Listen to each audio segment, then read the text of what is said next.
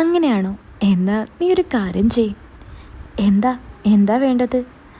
അത് ഞാൻ അന്ന് പറഞ്ഞതുപോലെ ഒന്ന് നോക്കിയാലോ നമുക്ക്? ഏ ഒന്ന് പോടാ, എനിക്കൊന്നും വയ്യ, അതൊന്നും ശരിയാകില്ല, അതൊക്കെ തെറ്റാണ്.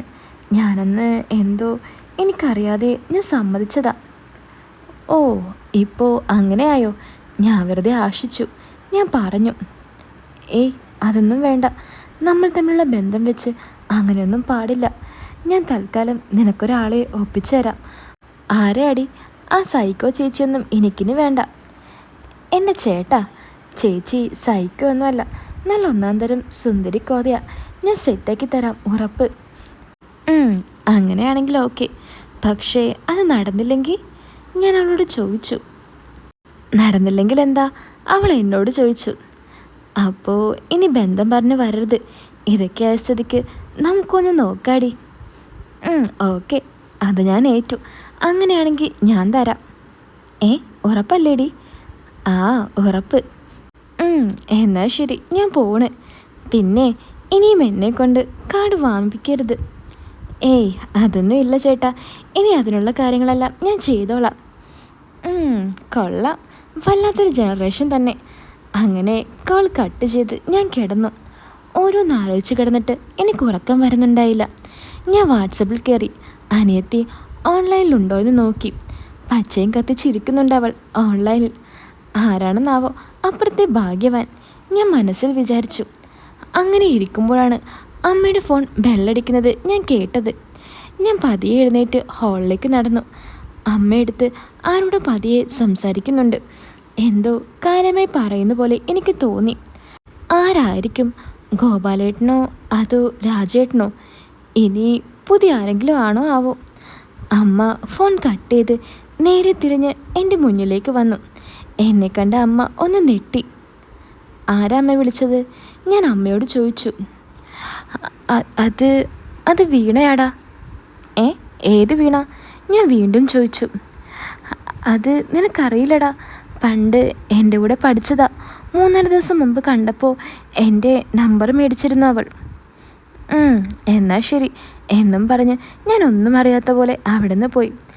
എന്തായാലും അമ്മ ഫോൺ ഇവിടെ എവിടെയെങ്കിലും വെക്കും, അപ്പോൾ നോക്കാം എന്നും കരുതി ഞാൻ റൂമിലേക്ക് തന്നെ നടന്നു. ഫോൺ എടുത്ത് വീണ്ടും ഞാൻ നോക്കി അവൾ ഓൺലൈനിലുണ്ടോ എന്ന്. നോക്കുമ്പോൾ അവൾ എപ്പോഴും ഓൺലൈനിലിരിക്കുന്നുണ്ട്. ഞാൻ ചുമ്മാ ഒരു ഹായ് അയച്ചു, പക്ഷേ എനിക്ക് ഒരു റിപ്ലൈ പോലും അവൾ തന്നില്ല. വല്ല വീഡിയോ കോളിലും ആകും എൻ്റെ പുന്നാരനിയത്തി, ഞാൻ മനസ്സിൽ പറഞ്ഞു. രാത്രി ചോറ് കഴിക്കാനായി അമ്മ വിളിച്ചു. ഞാൻ കഴിക്കാനായി അമ്മയുടെ അടുത്തേക്ക് ചെന്നു. അമ്മ എന്നോട് ചോദിച്ചു അവൾ എവിടെയാണെന്ന്. ഞാൻ പറഞ്ഞു അവൾ റൂമിലുണ്ടെന്ന്. കൊള്ളാം, കോളേജ് കഴിഞ്ഞ് വന്നാൽ പിന്നെ അവൾ റൂമിലും കയറിയിരിക്കും. ഞാൻ ഒരാൾ തന്നെ ഇവിടുത്തെ എല്ലാ ജോലിയും ചെയ്യണം. വേണമെങ്കിൽ ഇങ്ങോട്ട് വരാൻ പറ, ഇല്ലെങ്കിൽ ഞാൻ ഇതെല്ലാം ഇപ്പോൾ എടുത്തു വെക്കും, അമ്മ ദേഷ്യത്തോടെ പറഞ്ഞു. അത് കേട്ട് ഞാൻ അവളെ വിളിക്കാനെന്ന ഭാവത്തിൽ അവളുടെ റൂമിലേക്ക് നടന്നു. എനിക്കറിയില്ലല്ലോ അവിടെ ഇപ്പോൾ എന്തായിരിക്കും നടക്കുന്നതെന്ന്. അത് കാണാൻ തന്നെയാ അമ്മ പറഞ്ഞപ്പോൾ ഞാൻ അങ്ങോട്ട് ഓടിപ്പോയത്. ഞാൻ വാതിലിനിടയിലൂടെ നോക്കുമ്പോൾ ആരുമായോ അവൾ വീഡിയോ കോൾ ചെയ്യാണ്. ഞാനൊന്ന് കാതോർത്ത് നോക്കി. തുടങ്ങിയിട്ടേ ഉള്ളൂ എന്ന് തോന്നുന്നു.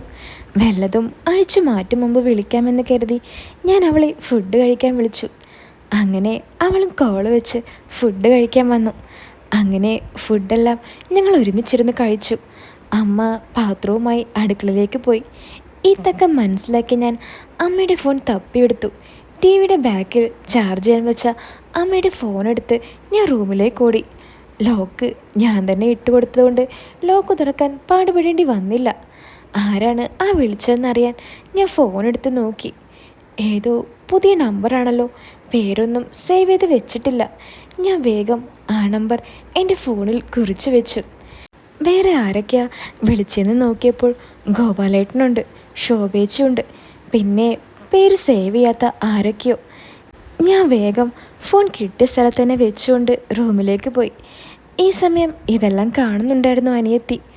റൂമിൽ ചെന്ന് ഞാൻ ആ നമ്പർ എൻ്റെ ഫോണിൽ സേവ് ചെയ്ത് നോക്കി ആരാണെന്നറിയാൻ. വാട്സപ്പിൽ കയറി നോക്കിയപ്പോൾ വാട്സപ്പിലെ ആ DP കണ്ട് ഞാൻ ഞെട്ടിപ്പോയി. എൻ്റെ കൂടെ ക്രിക്കറ്റ് കളിക്കാനുണ്ടായിരുന്ന എൻ്റെ ഫ്രണ്ട് അതുൽ കൃഷ്ണൻ. പക്ഷെ അവൻ്റെ നമ്പർ എൻ്റെ കയ്യിലുണ്ടല്ലോ. പക്ഷെ ഇത് ആ നമ്പർ അല്ലല്ലോ. ഞാൻ നോക്കുമ്പോൾ അവൻ്റെ വേറൊരു നമ്പറാണ് എൻ്റെ കയ്യിലുള്ളത്.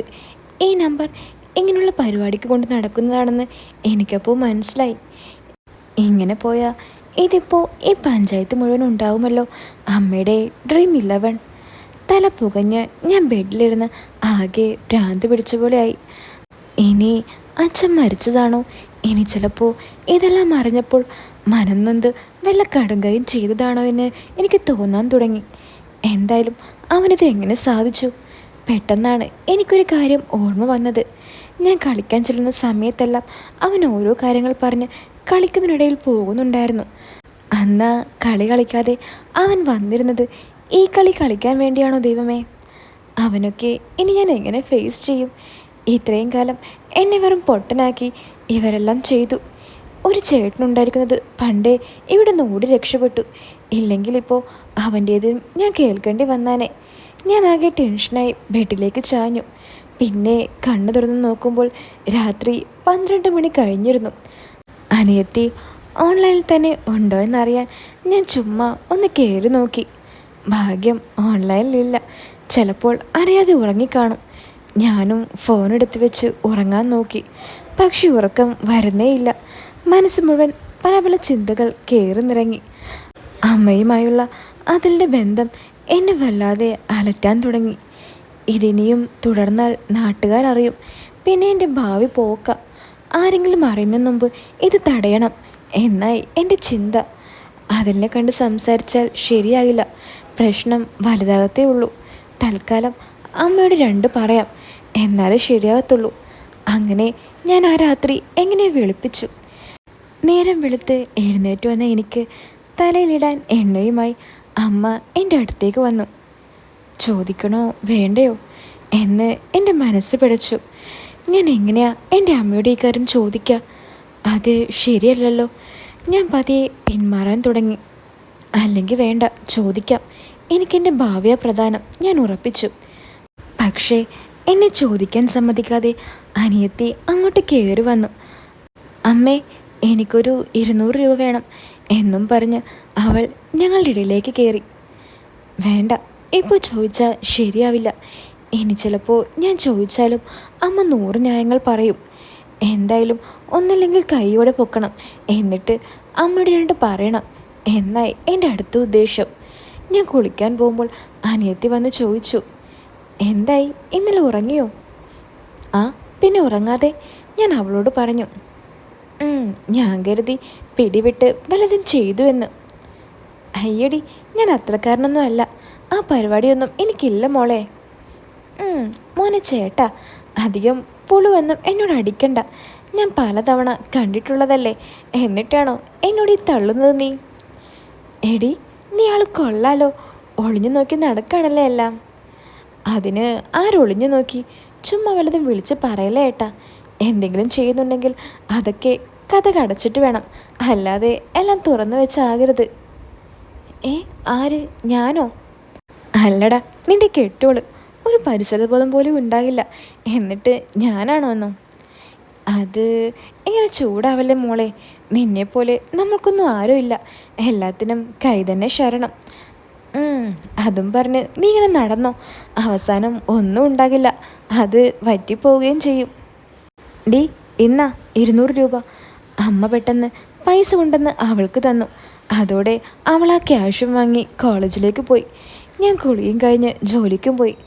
അങ്ങനെ ആ ദിവസം ജോലിയും കഴിഞ്ഞ് വന്ന് ഞങ്ങൾ കളിക്കുന്ന ഗ്രൗണ്ടിലേക്ക് പോയി. അധികം ആരുമില്ല അവിടെ, ഒരു 4 പേര് മാത്രം. ബാറ്റുമെടുത്ത് ഞാൻ ചുമ്മാ മുട്ടി കളിച്ചുകൊണ്ടിരുന്നു. പെട്ടെന്നാണ് അതിൽ വന്നത്. കൂടെ അവൻ്റെ 2 ഫ്രണ്ട്സും ഉണ്ടായിരുന്നു. ഞാൻ അവനെ അറിയാത്ത പോലെ ഒന്ന് നോക്കി. എൻ്റെ നോട്ടം കണ്ട് അവൻ തല താഴ്ത്തി ഫ്രണ്ട്സിനോട് സംസാരിച്ചു നിന്നു. കൂട്ടത്തിലുള്ള ഒരുത്തൻ പറഞ്ഞു, വരുന്നവർ വരട്ടെടാ, നമുക്ക് 2 ഓവർ വെച്ച് കളിക്കാം. എല്ലാവരും എത്തിയ ഓവർ കൂട്ടാമെന്ന്. അതനുസരിച്ച് ഞങ്ങൾ ചുമ്മാ ഒരു കളി കളിക്കാൻ ആരംഭിച്ചു. എൻ്റെ ശ്രദ്ധ മൊത്തം അതിലായിരുന്നു. അവൻ്റെ ഓരോ നീക്കങ്ങൾ ഞാൻ വാച്ച് ചെയ്തുകൊണ്ടിരുന്നു. എന്തായാലും ഇന്നലെ വിളിച്ചതല്ലേ, ഇന്ന് ഇവിടെ നിന്ന് പോകുമോ എന്ന് അറിയാമല്ലോ. പക്ഷേ അവൻ പോകാൻ നിൽക്കുന്നത് പോലെയൊന്നും എനിക്ക് തോന്നിയില്ല. അടുത്തതായി ബാറ്റ് ചെയ്യാൻ അവൻ ഇറങ്ങി. ഞാനൊരു സംശയം കൊടുക്കാതെ എന്നും കാണുന്ന പോലെ അവനോട് പെരുമാറി. ഒരു ക്യാച്ച് കൊടുത്ത് ഔട്ടായ അവൻ പിറകിലേക്ക് മാറി നിന്ന് ആരെയോ ഫോൺ വിളിക്കാൻ തുടങ്ങി. മിക്കവാറും ഇത് അമ്മയായിരിക്കും.